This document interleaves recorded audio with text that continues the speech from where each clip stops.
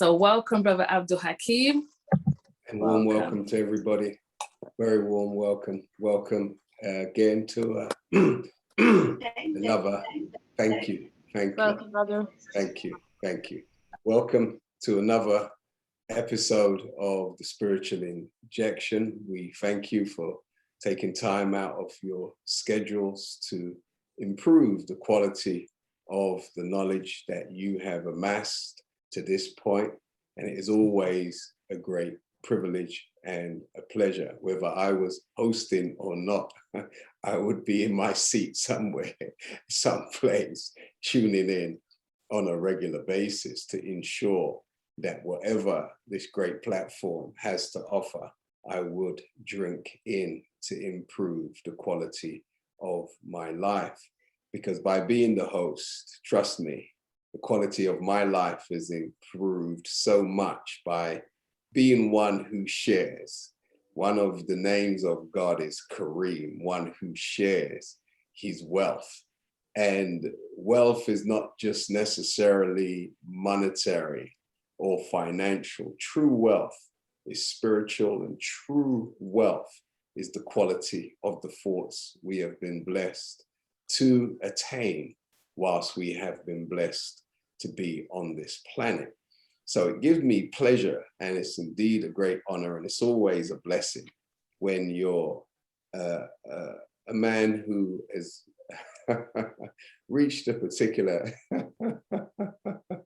station and age in life, for you to see young people, you know, who are coming up strong, you know, behind you, who make you to know that the future belongs to us, and the future is very bright, because there's nothing brighter than young firebrands, young progressive people who are growing in global reach, not just domestic reach, but global reach. And the power of networking, you know, and it's interesting that they give it that name, networking, because the question is, how wide is your net? You know, because you can go out to acquire friendship and influence, you know, with a fishing rod and a bait, right? But when you are trying to grow exponentially, you don't go fishing with a pole and a bait, you go fishing with a net. And when we reach a stage in life, when we realize that we are global beings, you know, ultimately global entities, then we engage in what's called networking, you know, where we go out, we share what we have acquired of knowledge and influence with others who have acquired knowledge and influence. And, you know, we join that knowledge and influence together and grow in what we call power, right? And power can be defined, one of the definitions of power is the capacity or ability to direct or influence the behavior of others or the course of events. And when you're able to direct and influence the behavior of others or the course of events, you're considered one who has power. So today we want to share with you and also bring before you a brother who has been traveling really, you know, various parts of the planet, because he sees the planet as our home. So therefore he's moving around the planet as if it's his.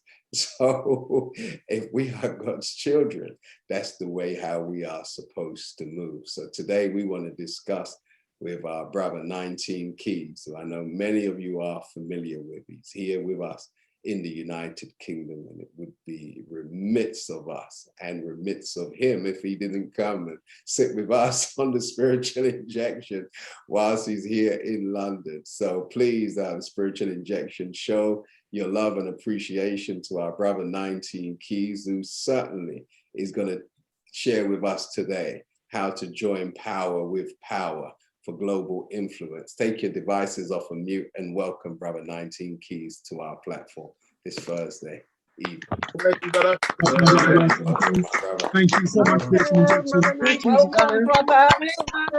Welcome. Assalamu alaikum. Once upon a time, Brother Welcome, Nine, brother. we used to say the floor is yours, but I had one of my Rasta brothers here from St. Lucia, and he said, no, brother, not the floor, the throne. So therefore, yes, sir. the throne Need more than the floor. is yours, my brother. Welcome to Spiritual Injection. Thank you, man. I appreciate you all being here in attendance, and I especially appreciate your invitation to be here on the Spiritual Injection show, especially in front of a new audience in a new country. You understand me? Yes, sir. And being able to hopefully, inshallah, impart some knowledge that could be of value, because I always try to make sure that it's not just new knowledge, but it's valuable knowledge. Yes, sir. Understand me? Because sometimes we get caught up in new knowledge, but it's not always valuable. Right. And so we are a people now who have access to all sort of new knowledge, and we don't know to differentiate which one is valuable and which one isn't. You understand me? And so one of my chief goals, I consider myself to be a thought leader. Yes. And as a thought leader, I try to lead people in the right direction and influence them towards the things that they should be thinking about. Right. You understand me? And then hopefully that thought turns into an action that produces some sort of value and impact. And so my story, if I could give a quick brief introduction to myself, my story starts in Oakland, California, really. You know, some of the most interesting parts. I'll skip over some of the glossier or darker details, but I go to when I was 19 years old. I had a court case. Yes. It was for an alleged assault that I committed. And someone pointed me out and said it was Brother Jabril that did this, right? Yeah. Talking to the police officers. And so I decided to take it to trial. You understand me? Let's just pause for a second on it. We'll pause for a second on it because it's going to be loud. So I decided to take it to trial. And before I went to trial, though, I'm sitting because what happened is that they had to extradite me because I was traveling. I was in college at the time, and the police officers picked me up because as I was traveling, I was selling newspapers or magazine subscriptions, the most odd job you can possibly have. Yes. Right. And so I'm like in Ohio, I believe, and someone called the cops because this young black man going door to door. Right. And so the cops came and they ran the name. I didn't know it was going to be any issue. Ran my name and they had a list of charges. They said, whoa. They thought it was an accident too. They said, no, this can't all be you. Somebody had to use your name in the situation and they got you in trouble. You seem too nice to have done all this. I'm saying, hey, y'all about right. That seems like a mistake. So they took me to, they definitely took me to jail. And while I was sitting there, they had me in the cell waiting to be extradited. And as I was sitting there waiting to be extradited, I remember reading this book. It was a fiction book. And the book was a story book. I think it was about like characters and a bank robbery and a multitude of different scenes. Yeah. And I remember it was very vivid. And I read the whole book through just straight because I had nothing else to do. But by the end of that reading, I closed that book and I looked around and I still wasn't free. Right. And I remember thinking to myself, like, man, I just spent all of that time doing something that had nothing to do with my freedom and get me out this situation. And so when I got extradited to California, my older brother, who was on trial with me, he gave me some books to read. He said, study these. It was some books to understand the deceptive conversation and legalese within the law system and the way that the prosecutors would argue the case, and some other philosophy books and a multitude of different range of subjects. And I remember first reading them and my brain was sparked because it was valuable knowledge to me at that time. Yeah. Knowledge that I had never heard, but I had knew that I could instantaneously use this the moment I'm done reading this book. Yeah. So when we got into trial, I remember using some of the knowledge, telling my lawyer, he was this white, fat, fumbling lawyer. You understand me? I don't know if y'all seen the show Fred Flintstones, but that's what reminded me of every time I see him, and I just knew I was going to jail. I said, no, I got to do something. So I started looking up things within the case. I said, how about we file this motion? You understand me? How about we do this? He said, I don't know about that. I said, listen, just do it. I'm the defendant here. It's my life. Right. right? So he did it, and to his surprise, the judge let it through. He said, I didn't know that was gonna work. I said, oh, who I that? So fast forward a long story short, man. Crazy enough, it was 2/22/2000, and I believe 9, I want to say 2/22/2009. I just remembered that it was on that 2/22 date. Very Right. synchronistic. Yeah. The jury deliberated, and they came to the verdict, and they said Jabril Muhammad, heart drop, not guilty. Wow. Mhm. And from that moment, I decided to never, I decided I haven't read a fiction book since, because I decided to not learn any information I couldn't apply to my freedom and my liberation. Right. And I thought about the fact that in America, 80% of the cases, you understand me, get pleaded out. They don't go to trial, not because they always guilty, either they don't have the knowledge or the resources. Right. So I wanted to be a key in the life of those who didn't have a key, somebody that can tell them books to read and get them to change their mind, that can help them get towards their freedom and their liberation. Right. And later on, that 19 keys will come to me, as synchronistic as that number has been within my life, after I read a quote by Master Fard Muhammad. Yeah. And it said there's 17 million, as I paraphrase, there's 17 million original people, and there's 2 million Indians, and that represents the 19 million rusty locks. Right. And going on to say that this represents the 19 million rusty lock mines, and there's 19 million well-oiled keys for these rusty lock mines. Mhm. And I thought about that for a long time, brother. I often get revelations and ideas about things, and I don't always understand them when they come to me, so I let them simmer for a long time before I act on them. And that has taken so many different meanings over time, because I found so many other synchronicities within that mathematical language. Yeah. Right. And I took that as a moniker towards a journey of assisting in unlocking the minds that I come across, because I didn't have a 19 keys in my life that could have stopped me from going into the situation in the first place. Right. So if I'm to help secure our people and our minds, it has to be preventative action and maintenance, not after the fact. Right.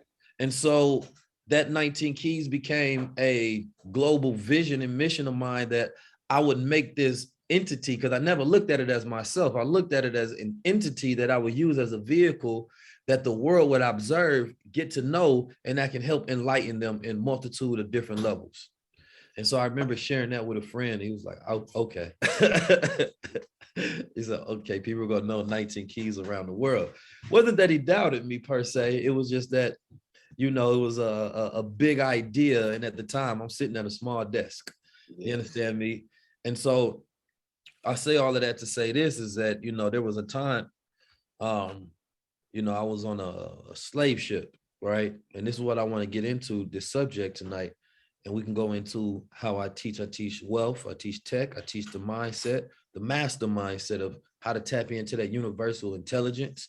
I teach financial liberation, not just financial literacy, because I believe that liberation is erasing that contract and releasing us from the oppression, from the ignorance. And we have many social contracts that we have, whether we have willingly or whether we were born into a system, came under. You understand me? And so I say, can't go to war without resources, number one. Honorable Minister Louis Farrakhan and Honorable Elijah Muhammad taught that business, is the activity of life. Right. And that's one of the sciences that they don't teach us. And I believe that one of the most important words in a man or woman's life is the word manage.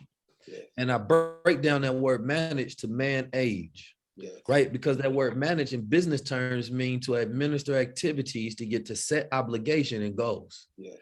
So when a man is taking care of his business to get to his goals, to produce his will into fruition, that's when he has become a man in that dimension. But I do not believe that, just because you're a man in one area means you're a man in another. Right. Because as we taught, that man is mind. Right. So you may be able to manage your mind, you understand me, and be an executive management in that area, maybe financially, but that doesn't mean you can do it emotionally. Right. That doesn't mean you can do it spiritually. That doesn't mean you can do it physically. Right. So I think about that in my own self-development, that I've become a man in multiple areas, but there are some areas I may still be a boy yet because I haven't learned to manage those activities so that I can manage them for myself, right? And when we're a child, we have a caretaker that manages our life. When we eat, when we sleep, when we go to school, they wake us up, tell us what to wear, what to dress, what to spend our money on, what to think, what to do. And sometimes we never get out that boy and that girl state. Right. And so a fully developed man, as the Honorable Elijah Muhammad so eloquently was teaching, talking about that standing erect. You Yes. understand me? And that vertical sense is kind of where some of us is at. Sometimes we get to a little degrees, couple degrees, but we need more degrees of knowledge to stand up. And I know how far, or maybe I don't know actually, but I do know that there's a lot of degrees of knowledge missing in my own self-development. So as I wear this crown, I never say I earned it. I say I'm earning it. Yes. And I believe that that earning is a lifelong process, not something I get to and I wake up and realize and exalt myself to say that, oh, I've earned the crown that I wear. And so around the world, I go and I crown people and I tell them that this is not something you've earned. This just represents you on a journey. Yes. You understand me? That journey of being erect and tapping in, as Mother Tanetta talked about, that mind of God. Yeah. You understand me? Because as I studied the way that she studied the number 19, after I heard from Master Ard Muhammad, and after I heard the Honorable Minister Louis Farrakhan break it down in 1995. Yes. And then I heard Mother Tanetta. I said, okay, the rabbit hole keeps getting deeper.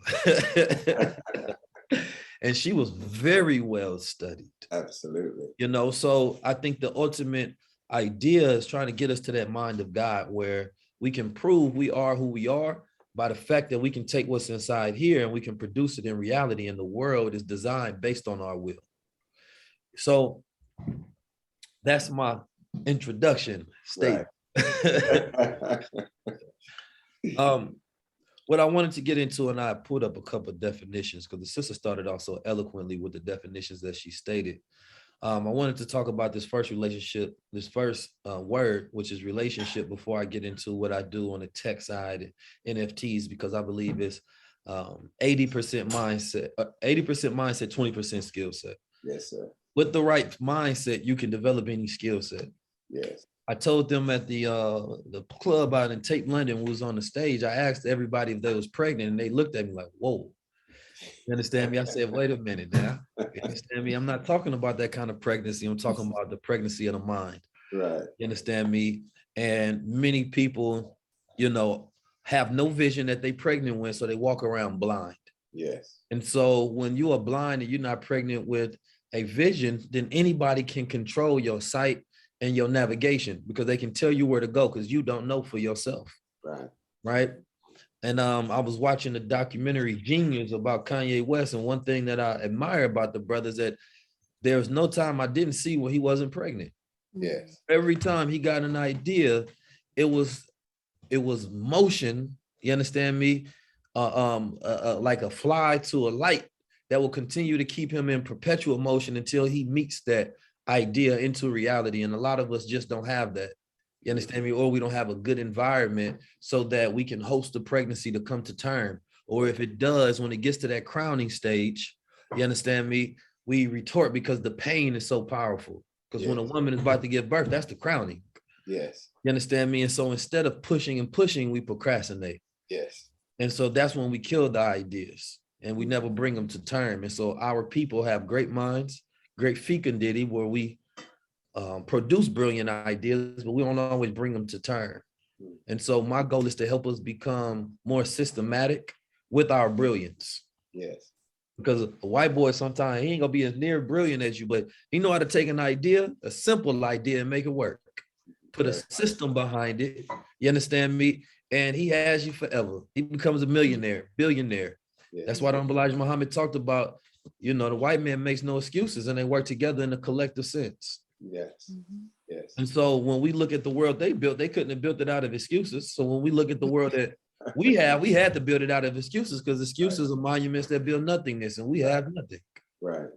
Right. But the Honorable Minister Louis Farrakhan, one of the greatest quotes that I love from him, he said that God destroyed the impossible when he made the universe out of nothing. Right. I always say that nothing is a great resource if you're a God. Right. Absolutely. So my brothers and sisters, I'm a brother who teaches, number one, I have several businesses in the health field and the tech field. We teach modern technology, such as blockchain development, NFTs, cryptocurrency, right? Staking, yielding, business development, self-development, mental development, spiritual development. We teach transcendental meditation. We teach people how to get over trauma. And I teach family business because I don't believe you should do business without family, because that's the most powerful type of business on this planet Earth that matters. And what I want to get into is this first word, relationship, for a reason, because by definition, this word relationship says the way which two or more people or things are connected, or the state of being connected. And so our connection to things, you understand me, has a direct correlation with how we move and how we act, and whether they control us or we control them. You understand me? We all know that the Honorable Minister Louis Farrakhan is banned from the UK. You know, they knew that he had a power that was too powerful. And then, of course, after 1995, and Muammar Gaddafi tried to give him $1 billion after he seen that light that reached the whole world, they blocked it. Even though he had the correct business, he had the correct accountant, the correct lawyer, and everything was above board and legal, they were able to stop that financial transaction because they can control the banking systems and the intermediary banks, you understand me, from one person sending money to another. And then, of course, they put a blackout on them through media because they realize that even if we talk about them, you understand me, every knock is a boost, as he says. Yes. And so I start thinking about our solutions, and I came across the technology blockchain. And I said, man, this is interesting. This is a new technology that's emerging. And every time I get new information, I contextualize it towards our people in the diaspora solutions. So I try to take the concepts and say, where can I fit this? Or how could this be an analogy for what we're going through and how we can get to what's known as our hereafter? Yes. Where we're no longer in a world ruled by them, where they control time and language and all the institutions of the world. Right. And so I like the concept and the idea of blockchain, because if it was around 1995, that $1 billion could have been sent instantly. That's right. And I like the concept of social media, because if it was around when they tried to black him out, he would have been able to continue to be able to voice the message to the masses. Right. So I said, man, let me get on social media. And I got on social media, let me get on the blockchain, right? I look at the problems that exist between Blacks and Africans, you understand me? And I say, well, they always talk about we ain't got no relationship, we need to go back to Africa. But at the end of the day, number one, we built America and we own it. So people ask me all the time, where you from? Especially out here, you know. Yeah. Want to make a brother feel bad, he don't know where he's from. Come on, man. You know I just came from the slave ship, man. Why you asking me that question? I did my DNA, you understand me? But I don't trust those DNA. So I tell them, you know, the beauty about being a Black American, to be honest with you, is that we get to claim all of it. Right. You understand me? And we get to take the best from each culture and say, you know what, that's ours. Yes. You understand me? And we get to settle on the best part. And so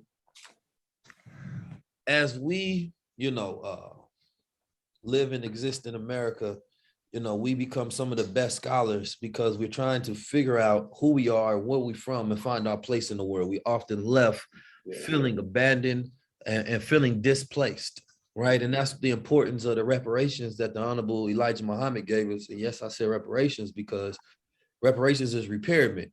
Right. And so what they damaged was our knowledge of self, our sense of family, our sense of civility. You understand me? And understanding of who we are. And so when he brought that back, he gave us the first reparations in America. You understand me? In the 1930s. And so now that we are in a time of technological development and we're going through industrialization and new shifts, you understand me? The Honorable Minister Louis Farrakhan in 1995 said that, you know, one of the secret that was being set off on those steps at the Jefferson Memorial was the fact that Black bodies were sold here in this Masonic ritual. And the secret of America, and he said something as I paraphrase, you know, when that 1 is next to the 9, there's something to be unfolded. And the secret of America is the Black body. Right? but we do not have a power over our own energy Yes. because our relationship with America has still been on the slave ship. Yes. So I'm going to break down these 4 ships so you can get a criteria and understanding of why I think the way I do and why I go upon the process that I do, because there's a method to the madness, if you will. You understand me? When it's really not madness, when you understand the method. So our relationship, when we come over America, if I give you a brief history lesson, there was this king, I believe his name was Norman, and he came and he conquered, and he had what they call a Book of Doomsday. It was this large ledger, right? And in this ledger, he told his men to go out there and survey and do a judgment on all my land. Yeah. Everything that's on it, from the cows, the pigs, the police stations, the courthouses, everything that's on this land, I need a full accountability of, put it in a ledger. So they did that. And history tells that this was the most comprehensive ledger at that time that had been put together. Even though history says they don't know why he did it, I can speculate why. Yeah. So once he did that, he basically put everything under him. Yeah. That was now under his ownership. So he said, I realized that, number one, you know, if we came over here and we fought for the land, we're going to have to continue to fight in order to continue to own this in our family bloodline. So he learned the paper magic, how to spell things into existence, and he put this on paper. And after that, instead of him fighting for space, he now learned how to start fighting for time.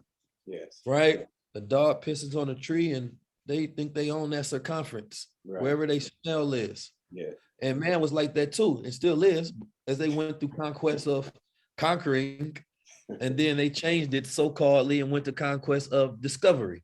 Right. Right. But what he did was he said that, you know, we become spatial territory. Now we become time territorial. This is my age. My family go rule this. Yeah. So he put the land under his name, and then he gave some of the land to his landlords. They couldn't own it, but now you become a landlord, right? Meaning that now you come under my jurisdiction and my taxes because I still own it. Yeah.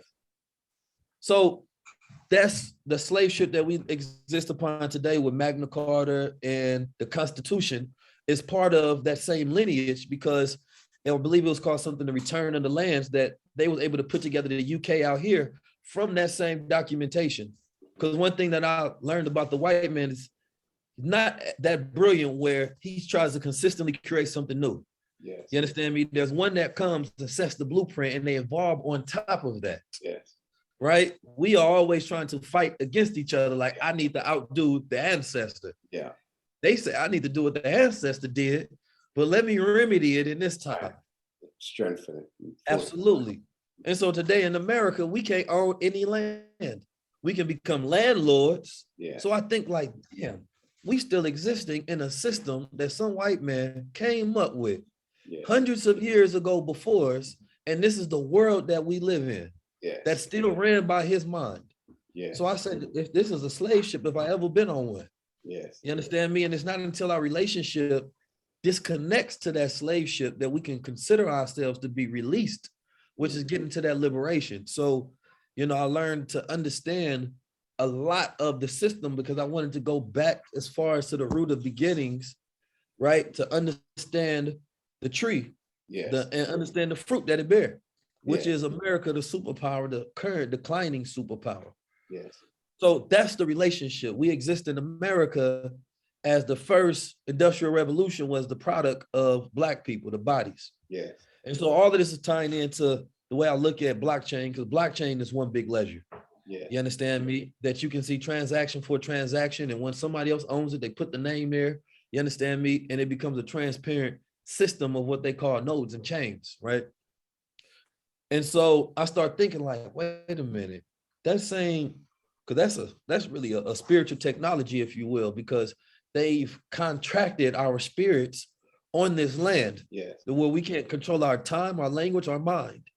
So I thought about, I said, man, what if we can utilize this technology in a capacity to where we can create the same sort of systems, right? That got us here in the first place, but we can do it in a righteous manner to where we can free ourselves with it. And that's not to say that blockchain doesn't have an insidious beginning or CIA or whoever may put it together, but I'm always looking at, I was taught, and I believe it's true. The Yeah. devil is a good planner, but God is the best. Right. You understand me? So sometimes he makes something that he think is going to be for our bad, but it end up being for our good if we Right. can learn to use it in the most valuable capacity. Right. So the relationship that we are here in America and the United Kingdom is that slave ship where we don't have ownership, right? And the slave by any degree is a slave. It doesn't matter. He's a full-on slave. You don't control your mind and your will, then you are a slave, regardless of what degree. Right. So I know for a fact that for, 180 to 360 degrees, we got a lot of slavery that exists. We don't control our emotions, right? We have to learn how to become what I consider high-level observers, Yes. right? Looking at the mathematics of the universe. We was taught that Islam is mathematics. Right. Brother Tanetta said there'll be a time, Honorable Elijah Muhammad said, we got to learn, the average student has to learn calculus and engineering and astronomy. Said that one day they should be able to put a sun up there and look at what China trying to do. Yes. And they use the comparative analysis of the curriculum in China as where we needed to be. And so I think about that. I said, how the hell will we get to that point of advancement to where we can finally be free?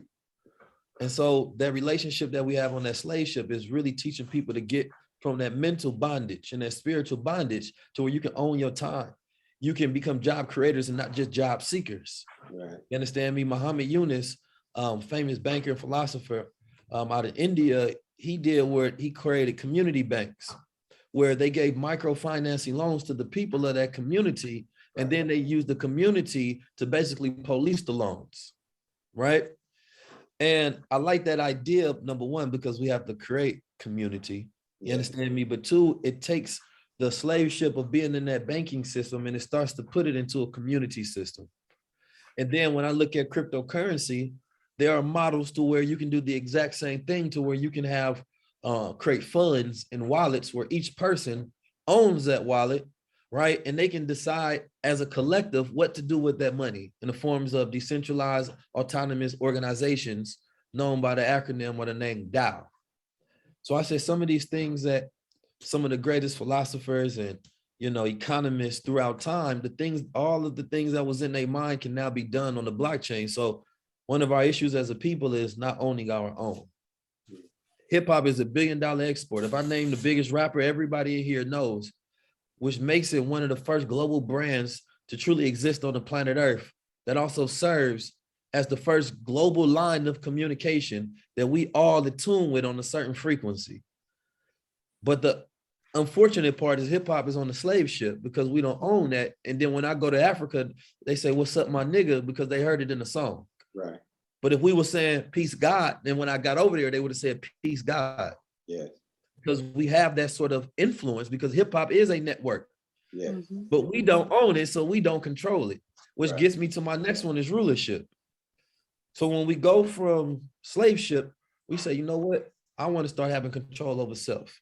You start doing better. It's like committing a nation. You start cleaning yourself up. You start praying. You start exercising. Start eating better. You get into a different frequency. You Yes. jumping off that slave ship, going into ownership. Well, listen, I know everything was my fault. I'm taking extreme ownership over the things, you understand me, issues and problems in my life, whether it's my family, whether it's my personal, you understand me, or whether it's the world that I live in, regardless of the design that I was born into of Right. white supremacy. Right. And then we get to some real power because the ownership ain't the real power, because what I learned in business is that you have to disconnect from the things that you own to where you control them, but they're not in your name. Right. Because anything you connected to, you're liable for. Yeah. And so the extremely rich, they go from LLCs and X Corps and go into trust. Yes. You understand me? And they start setting up these different type of trusts. So now they have rulership and control.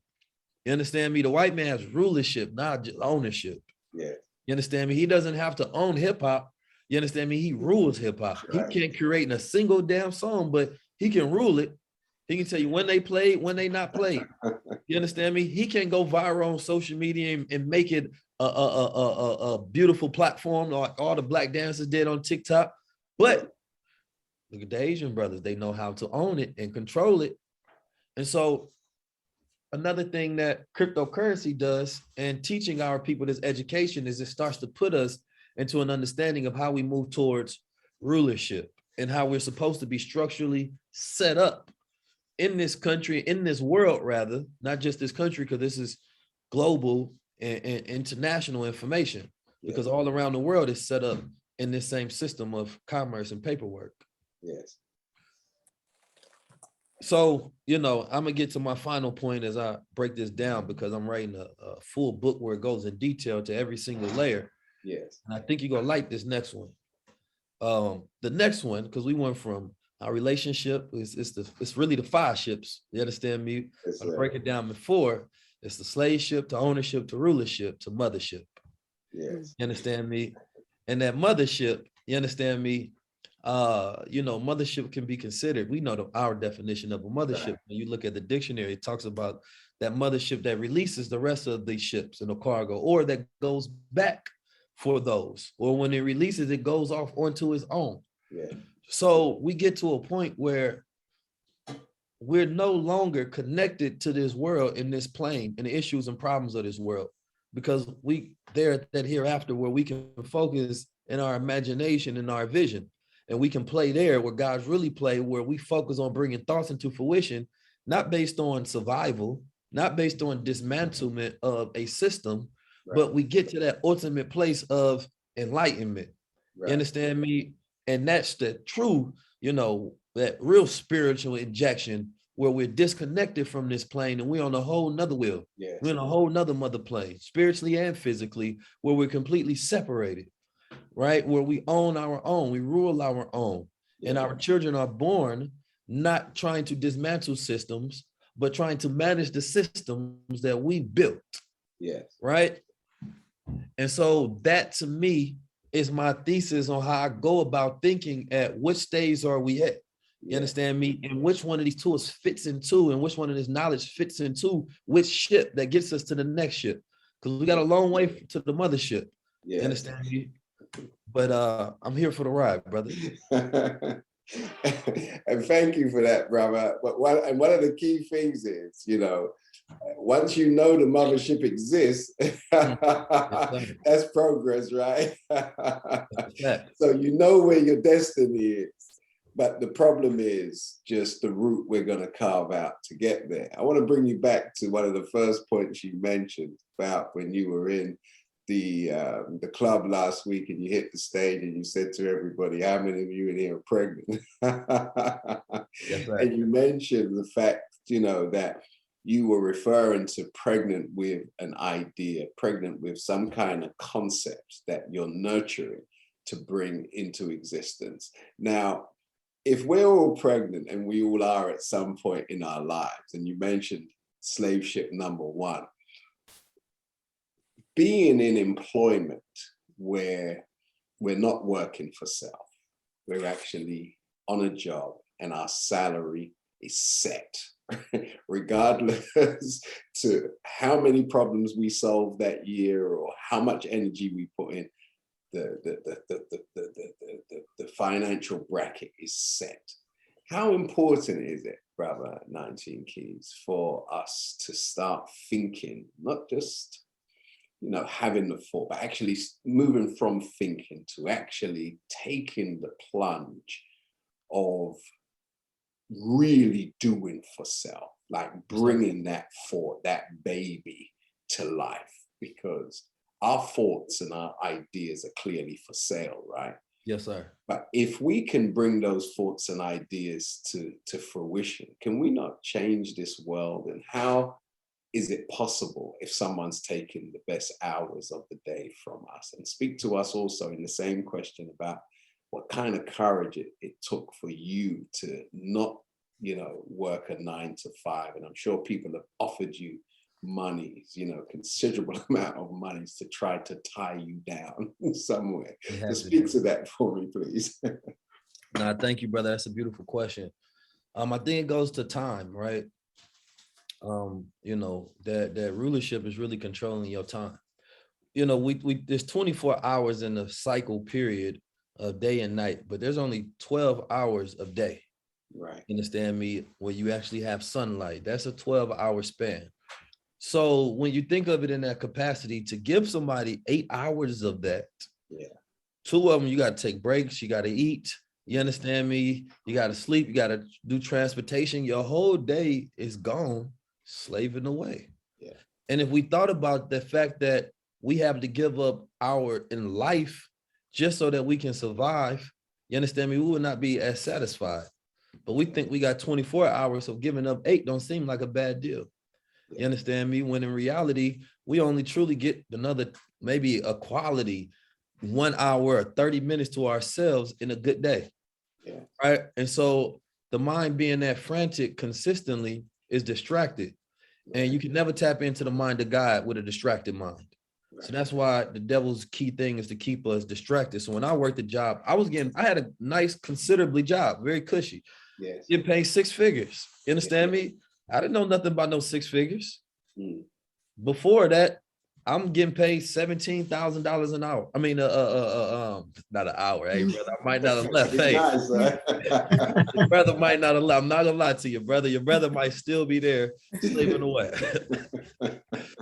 $17 an hour. I'm getting paid like $17,000 a year per se.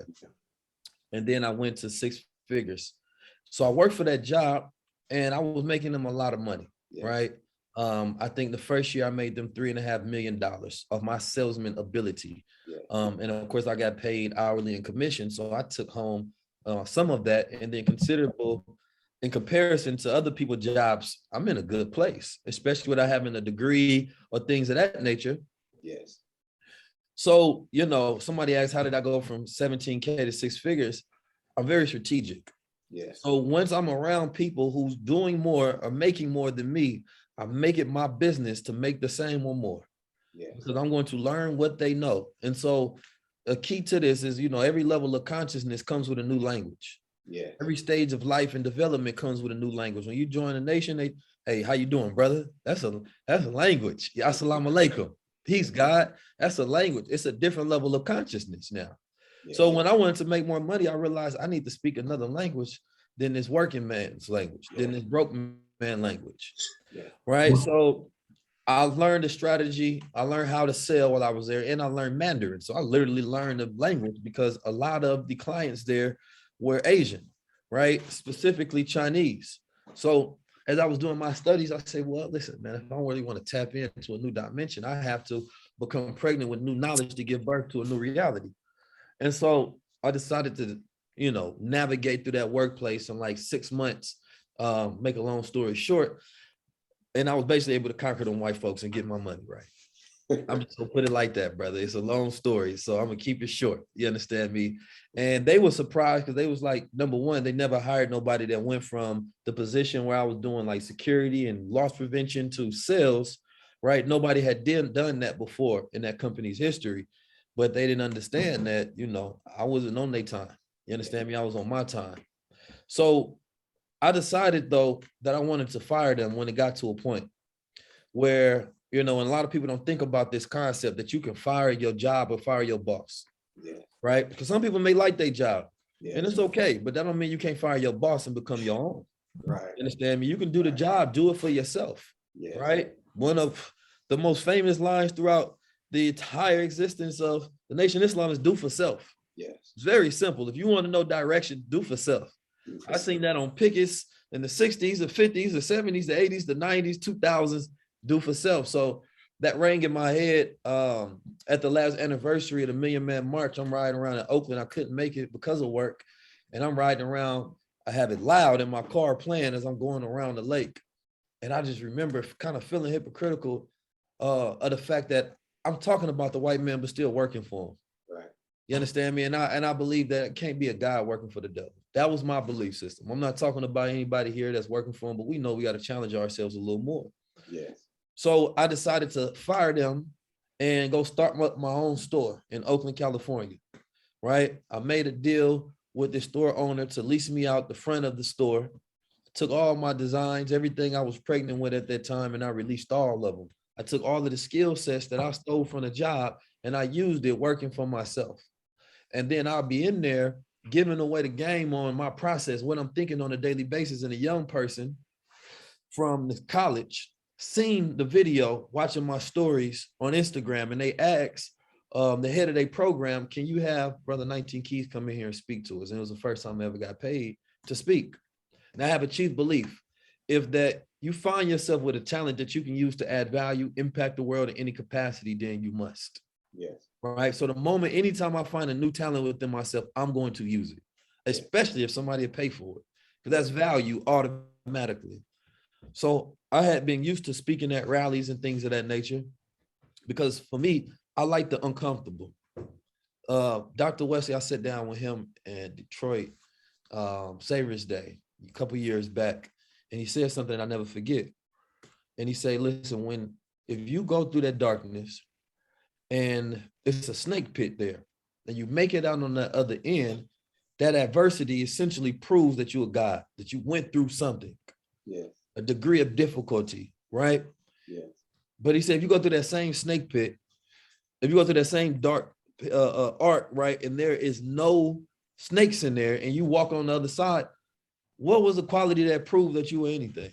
You went through no adversity, no degrees of difficulty, anything, right? And so I thought about that a lot, because that was the analogy he gave entering into the Nation of Islam, right? Going into the darkness, but that being the factory that manufactures gods. Yeah. And so a lot of brothers tell me all the time, man, you know, it's hard though, brother.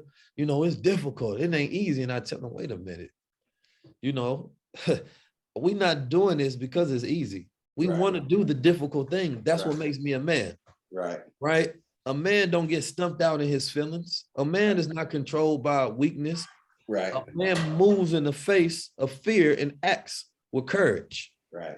So for me, the moments that I do something that allows me to expand who I am, allows me to go through that darkness, it means that it's worthy of me doing, because on that next step, there's growth. So when I fired that job, to be honest, I didn't do it in the best capacity because I didn't have my savings set up. You understand me? My car ended up getting towed that same week. I ended up losing the apartment that I was in. You understand me? Had a quick bout of homelessness, had to stay with my brother and his girl. Then I ended up getting another place. And at the same time, juggling rent and learning to juggle a business all by myself. I took it all on at once, brother. But I knew for a fact that, you know, if I believe I am who I say I am, you understand me, then my will make a way. Absolutely. You understand me? Up you mighty nation, accomplish what you will. That's one of my favorite quotes as well.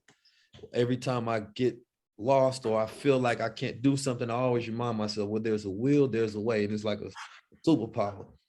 And so it allows me to go through that next step. And so I've been through the difficulty, but I knew the fact that if I could do it for them, I could do it for myself. Because I know that if another human being had done it, they showed me it was possible. And the one thing that we all got in common is that we all have minds, we all have brains. And I ask my students this, and I think all of you all can agree. You know, you talk about a brain being what, 9 ounces or 9 pounds, 7 pounds, something of that nature. But when we talk about, and I go to classrooms and I do this analogy, I say, how heavy is the brain? And they be like, hey, it's like 7 pounds. Some people say 9, some people say 13. I don't know what kind of head they got. But I say, well, okay, that's the brain, right? And you know how powerful the brain is, it controls everything, right? And then I say, well, you got a mind too, right? How large is the mind? Then they get stumped for a second. They say, wait a minute, the mind. They go like this, the mind is infinite. Right. I say, well, if you have a mind and the characteristics, the attributes of a mind is that it's infinite, then why don't you believe in yourself in the same capacity? Right. Right. And so one way I always stump people when they ask, how can you prove you're a God? Because I know how to use my mind. I can take thoughts out of here and bring it into reality. Right. Is that not a characteristic? You understand me? And so for anybody that has that doubt, right? Number one, you can't do anything without planning. Right. And I want people to plan to a detail, because when you get lost, the plan comes in. I don't plan with plan B or plan C, just plan A, plan Allah, plan Almighty. You understand me? And when I do that, I don't give myself the opportunity for failure. Either I act with superior confidence. Right. It's a good idea because I thought of it, not because somebody else is validating it. Absolutely. You understand me? And that is the ultimate belief in self. And I believe that that's a law of the universe that can be willed by any human being that learns to tap into that superior confidence. Excellent. So tell me, in regards to networking, Yes, sir. and you know, one of God's promises is friendship in all walks of life to a friendless people. Okay. So when you're friendless and God promises you friendship in all walks of life, then that can be considered heaven here on earth, right? Because you're tapping into influence. So Yes, sir. how important, brother, is networking to realizing that reality of friendship in all walks of life? Because can Yes, sir. one not be a networker and have friendship in all walks of life? And what is the real advantage of networking? That's an excellent question. You know, it was a book called something about power. It's a book about power, and I was reading when I was working.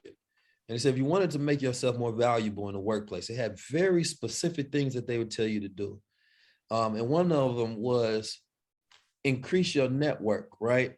And it worked very specific in the job that I was working because I had clientele. Yeah. And they said, make sure you have degrees of separation in between people in your network, Yeah. that your web of people that you connected to, right, is directly correlated to your net worth, Yes. right? What makes you valuable? Because a person may, Brother Keys, can you get this brother on the phone? Right. You understand me? Not 48 Laws of Power. I don't particularly like that book. That's 48 Laws of Deception. Yeah. You understand me? Somebody put the comment, but I'm very specific about that book. It's very Machiavellian deceptive. Right. Right. I found it the same way. Like, You can pull out one or two things, but if yeah. you take that as your Bible, you're in trouble. Don't do that, man. Don't do that, because it's not built on righteousness. So And it's also very important for you to be very enlightened before you read that book. 'Cause fact. if you read that book prior to enlightenment, you're gonna badly wire your mind. You gotta have a filter. You know what I'm saying? Absolutely. There you go. But so when the networking, so what I decided to do, I had certain clientele that I wouldn't let the manager meet. I wouldn't let nobody else in that store meet, because I knew if they wanted to get rid of me, they would also be getting rid of my network. Yes. You understand me? And so I put impediments between their ability to fire me and my value, Yeah. right? Very And good. so learning how to network also taught me the power of value. Yeah. You understand me? And as people ask me all the time, how do you create so many relationships with so many different people around the world? You know, and number one, I tell them I don't do anything sucker. That's my urban way of breaking it down, right? I maintain my integrity with my relationships, Yeah. by not doing anything negative with them, unrighteous or wrong to anybody, right? And so when I meet people, I usually have nothing that I want. Yes. Right. So I go into a situation blank, right? I know basketball players, I know boxers, I know celebrities, I Yeah. know politicians, I know many people, Yes. and they can know me for years and I wouldn't ask them for nothing. And they're Right. so used to meeting people that always asking them for something. And so my goal is always first, as I network, is to be of service. Yes. The most valuable thing that a human being can do. When you want to look at the billionaires, go look at Elon Musk. Yeah. Right? Go look at Jeff Bezos. Go look at Tim Cook.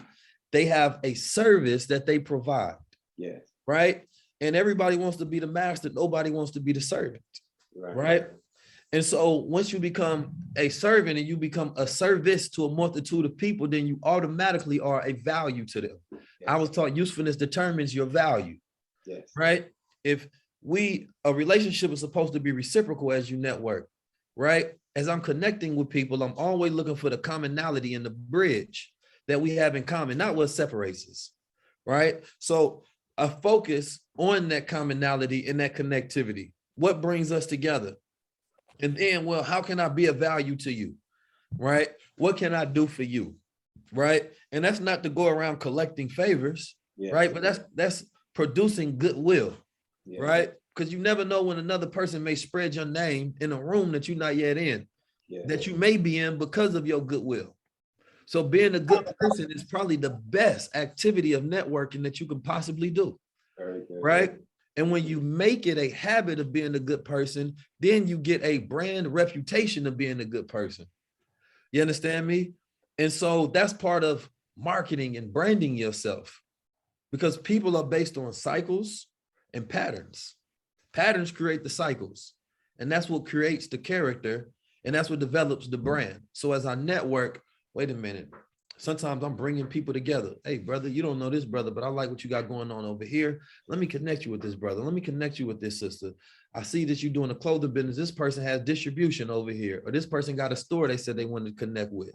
So I've also learned that, you know, in my position now, that Allah has granted me with, that I can talk to some people at higher levels up, right? Yeah. I can sometimes go to the boss, right? Yes. And so I learned to speak and talk to the leaders. You understand me? Because I'm a person that always seeking knowledge, wisdom, and understanding, advice, mentorship, whenever I can find it. Yeah. But I also know that those people often never get it because they're often the person dependent upon, you understand me, rather than someone bringing value to them. So when I meet people, I'm always trying to figure out, how can I give you a word of advice? How can I help? How can I bring you a word of mentorship? How can I open up my Rolodex? And that network starts to spread all across the planet Earth, right? Because I also utilize social media, meaning I do not have to be in the physical proximity in order to network. My first business endeavor I created with a group, we all met on social media in different geographical locations, but we came together in the DM, which is a room, Yeah. right? And so that networking was saying that, hey, brother, let me share your post for you. Because guess what? If you want to do something, do it yourself. You want to do more, get you a team. That's my chief belief, Yes. right? And so I focus on the principle of solidarity, coming together for a common cause. What causes do we have in common? Yes. And that's why I start to build my foundation of networking. And I also believe that you got to at least meet a person 3 times before you really get to know that person. You understand me? You have to be 3 touches of relationship. I meet a brother once in passing. How you doing? Good brother, was nice to meet you. Then I may see him again, or I may have a phone call with him. Then we may break bread, right? Now we're establishing a relationship, but sometimes people jump directly in it. Hey, brother, let me get $1 million. You understand? Brother, I sing you less than my best friend, and I'm gonna tell them no. So I'm gonna tell you no in whatever language you speak. So networking is key, because if you look at the Honorable Minister Louis Farrakhan, that's what he does globally. Yeah. You look at if you look at what's happening with Russia and Ukraine, what happened? And their network is coming to their aid. Yeah. You understand me? And one network is outworking the other network. Right. You understand me? Right. And so you got to figure out how you can develop your own NATO. How do you have friendships of all walks of life globally, right? And how do you consistently establish good relationships based on real reciprocal value? Very good. So tell me 2 things. If I'm a very shy type of brother, don't have much confidence, but may have a good business head, or Yes, sir. the person is a sister who's very attractive and know if she goes into networking, people are going to want to more be with her than mess with her product. Right. How do you reconcile, these 2 individuals in the networking space who can go in and maximize without compromising themselves if they're an attractive woman? And if the brother is, not so confident, how can he grow in confidence to start to really benefit from the networking space? That's a great question, because confidence comes from the ability to hold on to truth, right? Knowing what's true about yourself. Now, you don't have to be, I meet brothers all the time that's not the greatest speakers, that sometimes are shy, right? But what connects us is the value that they want to bring. A brother, you understand me, might not be the best speaker, be like, listen, Brother Keys, I got this I'm doing with this business, man. I think this will work for you. And it can be very brief, right? And then if he doesn't have the ability to create an impression by his character or his speaking abilities, then he has to find something else that will create an impression. You understand me? To where you can't be remembered, right? And oftentimes it's when you meet a person, the follow-up is more important, right, than the initial meeting. Hey, brother, I met you here. And my uncle told me a long time ago, as long as it's about business, you can bother a person all you want. If it's personal, call me once. If it's business, call me 1,000 times, because you committed to your activities to get to your goals, and I got to respect that. Right. And so as a networker, whether you're an introvert or you're an extrovert, you have to develop strategies. Well, I know I don't like just walking up and talking to people. So maybe I would DM everybody around them, Maybe I'll go directly to their assistant or go to their manager, right? Or maybe I have the will to be able to hire somebody else that they can do that for me. So I'll partner with somebody else who does have that great speaking ability, right? And so you have to navigate around your own lack of, right? And the way that your character is built. And so everybody you meet, a lot of people are behind the scenes. Ain't everybody not walking up and you're giving these great spills, but a DM can be just as good as meeting you in person. An email follow-up, a DM, if you sending it all the time, a person go see it, right? They might get tired of ignoring it and they might press you, but most people don't have that quality to where they're consistent. Yes. So I believe in networking, the key more than being impressionable is being consistent. You understand me? Because if I meet a person once and this brother showed up again, or this brother emailed me again, or they got a word through this other person, you know what? You might actually get me at the right time, right? Because the right idea at the right time always equals success. Yeah. So you might have had an idea before I was ready for it, but then at the time I was ready, here go your name came up again. You know what? Let me hit this brother. Tell him come on through. Let's connect and let's do business. Right now, there's people that I want to do business with, but because there's so many people, I forget. And then they don't follow up. Nothing happens. And then they mad at me because they didn't follow up. Yes. So the follow-up is key when you're talking about the consistency of your networking abilities. And for a sister, you know, that's a great question because I know women suffer a lot with this, right? And number one, right?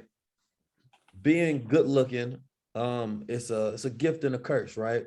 Because a person may observe and judge you based on your looks first. And they may have a lower conscious business they want to do with you rather than what you're talking about. Right. But how you present yourself is very key because some women use their attributes to get in the door. And then when they in the door, the people inside are distracted because of the attributes. So they can no longer think of the business part, something else on the mind. Right. So there's a certain level of professionality that goes into it. The same way if I walk into a place dressed a certain way and I look like a nigga, they may not take the conversation as serious. If I'm dressed in a suit or I'm dressed in wealth, right? Or I'm introduced by somebody else. So unfortunately, you know, you exist in a man's world where your professionality and your value, right, has to be so on point and so key, and you have to be able to create the what's the key word I'm looking for, but for the lack of a better word, the barriers. You understand me? Well, people know that you're serious. So when you come in serious, sometimes don't be extra firm with the handshake. Your sister be going a little above and beyond with that. You know what I'm saying? Brother, what's going on, sister? I know you a sister. Thank you. You know what I'm saying? Appreciate you. You understand me? But at the end of the day, you have to come in with that professionality and you have to come in with value because unfortunately we live in a world where they may count you out at first. But now women doing more business, you're now seeing more keen that more men want to do more business with women. Right. I would rather work with women because women are real go-getters these days. Right. You give them an idea and they running towards it. And so if you know your stuff, you professional, you valuable, you understand me? And you know how to keep everything professional, a person is going to learn to respect that the same way when they see a Muslim sister, the same brother that might have harassed another sister, he might show respect to this sister. Why? It's because she's designed herself in a different capacity than he's used to harassing. So he's used to harassing a certain look, the same way a white person or a nigga on the street used to harassing a certain look from a black person. But when you come in a different look, wait a minute, I don't have a design for this interaction. I got to interact with this person a little more civilized than I normally do because that's not the way my ignorance is set up, or that's not the way my bias is set up. So design is key when you're talking about self-development, how you walk in a room. How do you want to be seen? Right? How do you want people to interact with you? How do you want to be able to control the atmosphere in the room and the elements to where you can get to your goal and leave nothing by chance? So that has all of that you mentioned has to be premeditated. Absolutely. So the individual has to think it through before they present themselves. One last point, I'm going to allow the audience to interact with you for a few moments before our time is up. Give us a sample, Brother Keys, what a day is like in your life. Give us a snapshot of a day in your life. I guess it depends on the day. All right, let's start with just a structured day Yes, sir. back in California or back in the US. How do you go about your business generally on a daily basis? That's a great question. So, I always start with the end in mind, right? If I got something very present, the way that I go about developing my weeks and my days is based on what my short and long-term goals are. Yes. Right. And because I have multitude of different businesses and things that I do, I have to dissect my attention to different ones at different times. Yes. So it may be a day where I might be focused on my health brand, right? Let's say if it's Monday, I know I got to wake up, you understand me? Go through my routine, brush my face, wash my teeth, the whole nine. Yeah. Do maybe a little activity and exercise, because what that does is it start to get the brain more focused, my blood flowing. I try not to eat too early in the morning because then I'm gonna get tired. Yeah. Then I might not want to focus when I get to this meeting. Yeah. So like Mondays are for my Goldwater business. Like we got the Pure Moss, we got the gold. So I sit there, we go through the meeting and we go through our strategies for the week and for the month. And if I'm going to be focused on that, then I got to check up on my videographer. He has certain video content that I know that we shot, and I want to see what we doing and what we pushing out for the day. Yeah. Right. Now, if it's a day that I'm focused on teaching, then I'm going to go on Google and I'm going to look up, right, cryptocurrency, blockchain, NFTs, or whatever subject to understand what's the news. Because most people don't get that. Most of the media outlets get their news from Google. Yeah. Then they take those articles and flip it with their brand on top of it. Yeah. So if you get up early enough, then you get the first news, right?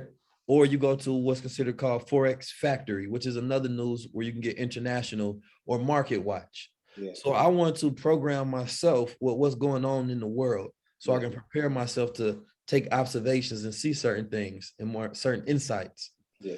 So after I'm done with that, like I said, they're really dependent on the day, right?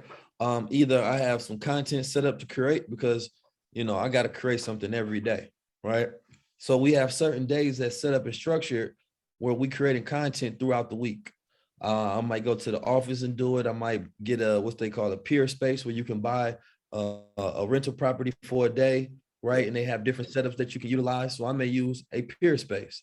Then I got to ask myself, who do I need to call for the day, right? Every day is somebody that I didn't call. You understand me? That I need to call. So the list gets backed up. So I say, okay, what mood am I in? Because for me, the most important thing is determining what mood. Yeah. I'm not always in a talkative mood. Yeah. Sometimes I'm in a thinking mood, and that's very important to know because sometimes we make our calls when we're not in a calling mood.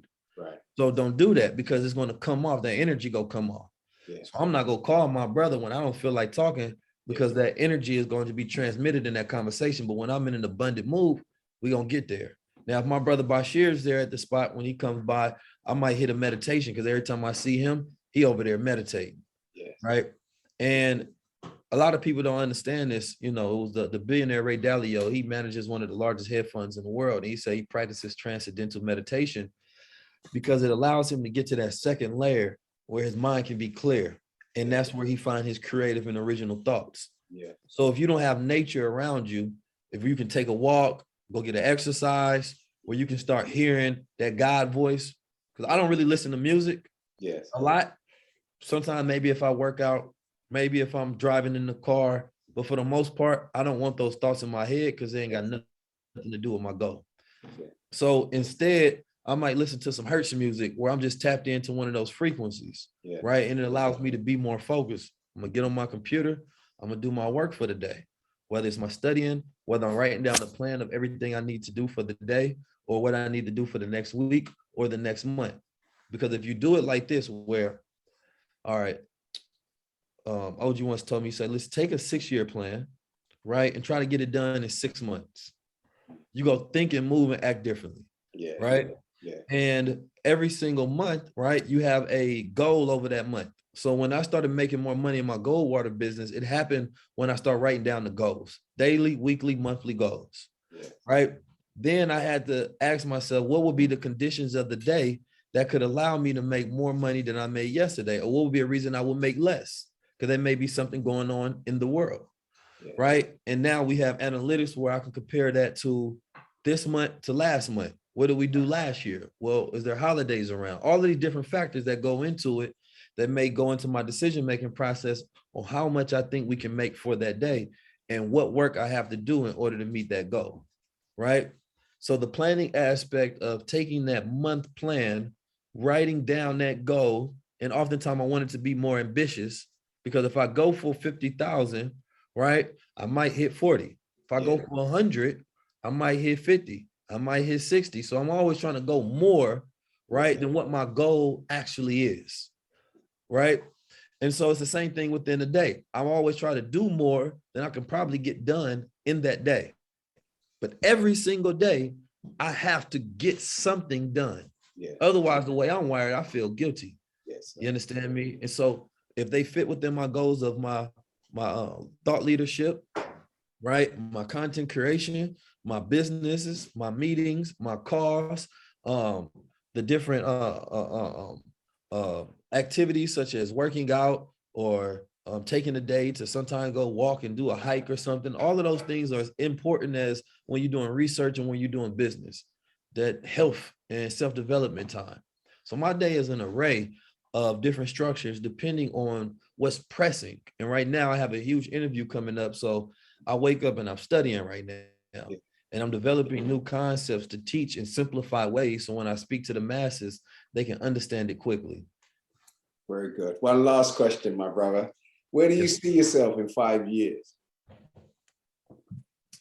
Oh man, that's a beautiful, beautiful question. Right now, I'm working on a few projects that a lot of people have been reaching out to me for some beautiful things lately.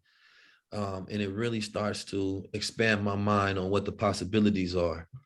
So I see myself, basically responsible for the creation of thousands of jobs. You understand me? And with a platform that truly lives up to what I believe it is as a thought leader that is known globally. I always look at the future is dangerous because I believe that, what I do is a dangerous endeavor. You understand me?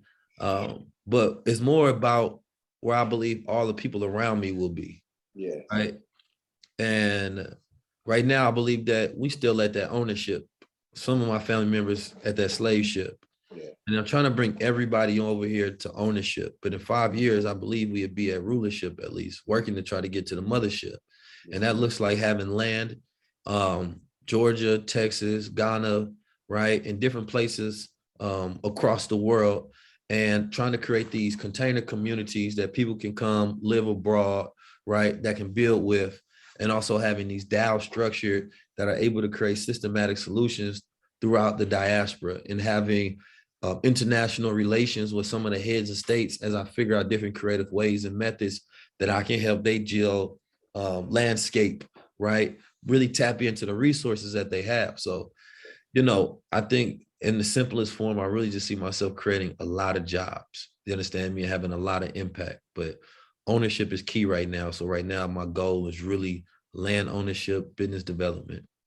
Very good. Very good. I could be asking you questions for the next 4 hours, right? So Yeah. I'm gonna rein myself in and give my brother Jeffrey Muhammad and Sister Sylvina the opportunity to ask me one question before we close out the session for today. So, Brother Jeff, would you like to ask Brother Keys a question? Yes, so thank you so much, Brother Keys and Spiritual Injection, another phenomenal addition to our weekly series. What is your view, dear brother, on standard education?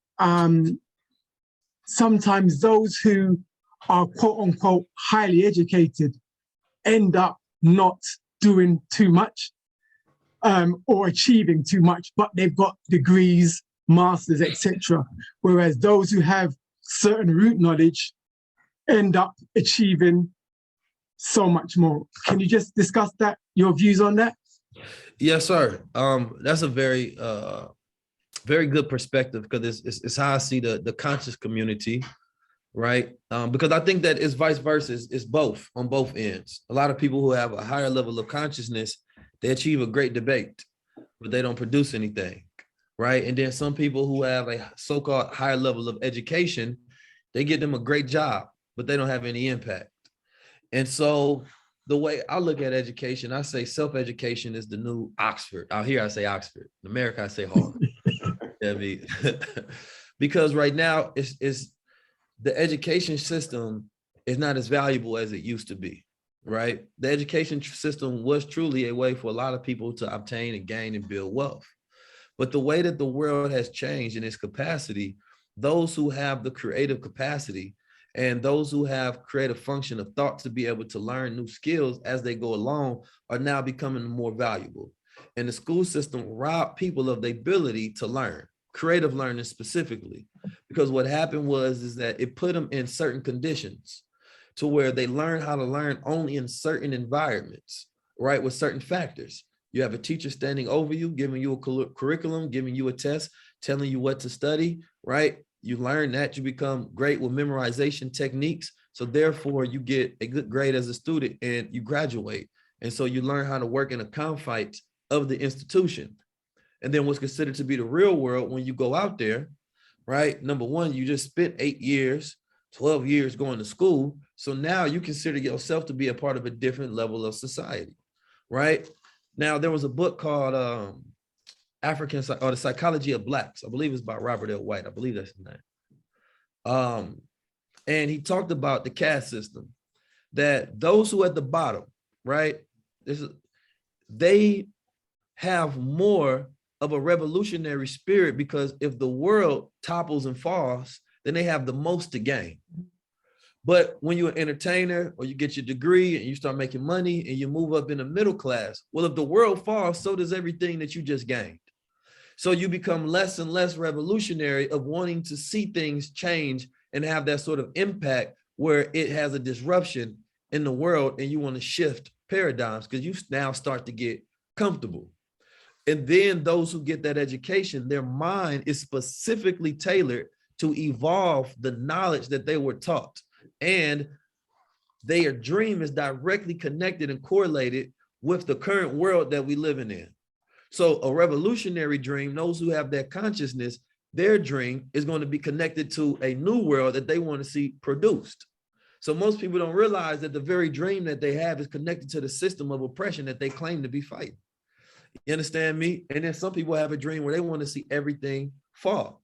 So for me, who didn't get a traditional full education, I knew for a fact, starting off, I'm gonna wear crowns, talking about 19 keys, speaking truth to power, man. I ain't getting no, ain't anybody get me no sponsorships. I ain't getting no job. They not gonna give me any traditional platform opportunities at all. So I knew everything had to be creative, right? And I used to think, well, how are we guys if we not creative? So what it forces you to think in the most creative and brilliant manner, because they closed all the doors. So you still got to figure out another way to get in, right? And so I learned not to think inside the box or outside the box. I realized the box don't exist. Right. The trap is to think about the box itself. Yeah. That was the conundrum. So I said, wait a minute. Let me learn this science. Let me learn the marketing, the branding. Let me study. Let me travel and do participant observation. Let me understand the solutions. Let me network. Let me make myself valuable and build brick by brick and do it from an organic place to where I serve and create market viability, because that's the only way I'm gonna get an opportunity, and I have to do it better than those who will be given opportunities. Understand me? So knowing that you already have barriers forces you to use more of your will and your creative intellect. So those who don't have that traditional education, they feel like the world is already right against them. So therefore, they know they have to work 10 times smarter and more creative, not just harder, smarter and more creative. But those who have the jobs, they can fall upon comfort. And oftentimes they become comfort corrupt and content with their status because they done spent 8 years getting a job, a degree. They get the degree, and in America, I know you got to pay back the loan. You spend the next 8 years trying to pay back the loan, 10 years trying to pay back the loan to a banking system. Whatever dreams you had when you went into that college, by that next 10, 12 years, they gone. And what you're trying to do is survive and settle, right? And our minds become more rigid and more rigid as we go along, because the school doesn't create great thinkers. They create great workers. And I know out here, you know, and the brother was explaining to me in France how it was, where, you know, you basically going to school for like business, you're going to school to get a job. You understand me? But often, sometimes the people that go to get a job, sometimes they end up running the businesses. Some people go to school for the business, end up only working the jobs, right? Or out here, y'all got trade programs where, you know, a person can do a half college or half internship. You understand me? Or they could, instead of going to the next level of education, they can go to employment. That same thing doesn't exist in the capacity of the US. So when school is out, you on your own, right? But school system in America specifically and around the world was never designed to give us what we want. It was designed for our dreams to fit into the American schemes, into the UK schemes. So I believe that those who get that self-education, they are smarter because they are more creative thinkers, right? Those who get traditional education oftentimes are more informed, but they don't know how to think for self. So information is data, statistics, right? That's just learning the information, taking it in. So we have a society that's overly informed and they lack execution, right? And then you have those who have knowledge where they take the information and they're learning by experience and it converts into knowledge. If you grow up in the streets, what you learn in the streets is what you're really learning through environments. Right? Once you go into school, that's just memorization. That's not truly learning because it robs you. The moment a teacher teaches a student everything, it robs them of the opportunity to learn for themselves. So they don't know how to learn in the next lesson. They don't know how to learn to research, investigate, strategize, and execute. Right? That's what I call being a sire. You know, they call it being a king, but sires is strategizing, investigating, researching, and executing, and taking control of your domain. And so, unfortunately, those who got good grades in school, right, end up working for some of the bad kids who ain't listened to a damn thing because they learn how to think for self and they always challenge the system. And now we're in a time where those thinkers thrive because nobody's going to teach you how to use these things. Instead, we say, you know what? It might have been a picture in a video platform, but this is going to be my platform I use for revolution. I look at blockchain, they all might have thought about their banking system. I'm thinking about our reparations. Right?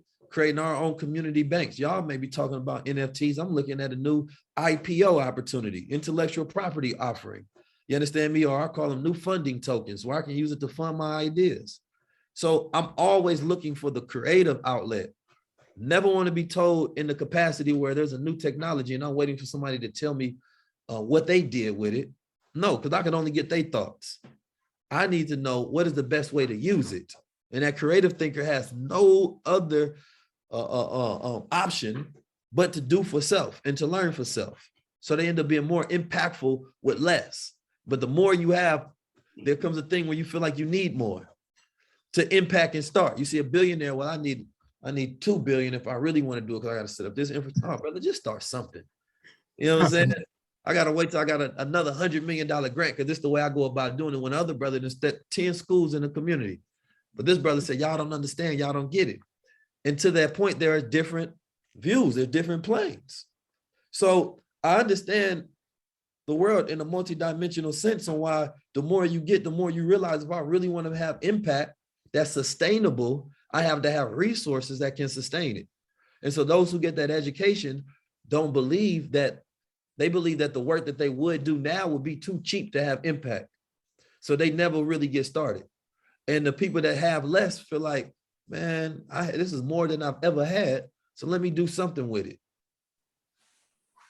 Very good. Thank you, One of the brother. things, just to crown what you're saying, Brother Keys, you know, when you look at the Prime Minister, say, of this country, Boris Johnson, you know, he went to school and was in the same year, I believe, as the former Prime Minister, David Cameron. And they were in the same year as the former Chancellor of the Exchequer, George Osborne. You know, so all these dudes were in Eton College at the same time, give or take 2 or 3 years. And were they in there, discussing, you know, becoming the next Prime Minister of the United Kingdom? Of course they were, because as soon as David Cameron left university, he applied for a job. down in Conservative Party headquarters, and a phone call was made from Buckingham Palace to Mhm. look favorably upon David's application. And his application was looked upon favorably, and he worked through the gears and became the Prime Minister of the United Kingdom. So these guys don't go for academics, because whenever you listen to and look at somebody like David Cameron, this man never gave a lecture, brother, without having pre-prepared notes in front of him. Nothing was from the heart. It was about the staff behind him and someone just writing speeches for him and just giving him the documentation as what to say. And we often look at that, and that's why I tell my community, you got to be careful admiring white men. They have opportunities you will never get. Right. So as you give and take inspiration from their accomplishments, Right. they were set up in a situation for them to win.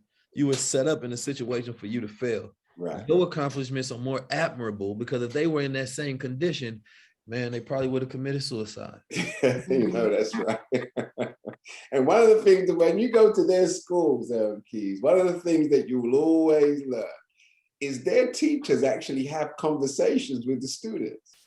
It's not about textbooks and, as you mentioned, memorizing. It's about conversation. When you go to Oxford, they sit there and they grade you according to your ability to conversate, your ability to show through conversation that you actually understand what I just said to you. You know what I mean? Comprehension. And it's no accident, I think, that, you know, Mr. Zuckerberg walked out the most expensive university in America, Harvard, and Bill Gates walked out, you know, and became billionaires, you know, because when you look back at even the Godfather, you know, Michael Corleone said he sends to the best schools so that he would know who the district attorney is. Them connections is everything.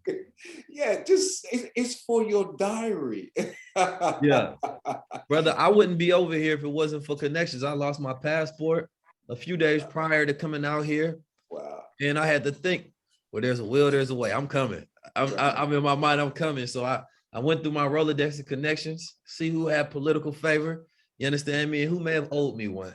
And I found a brother that can get in contact with my congressman, and sure enough, he got me an appointment that day, and I was able to get it.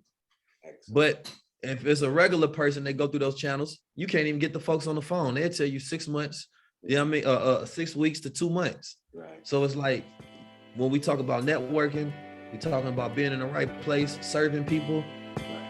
All of this is important. But at the end of the day, that world that they live in, you understand me, they have an unfair advantage. But the one thing that they don't have is our brilliance. And the one thing we do have now is systems to use our brilliance.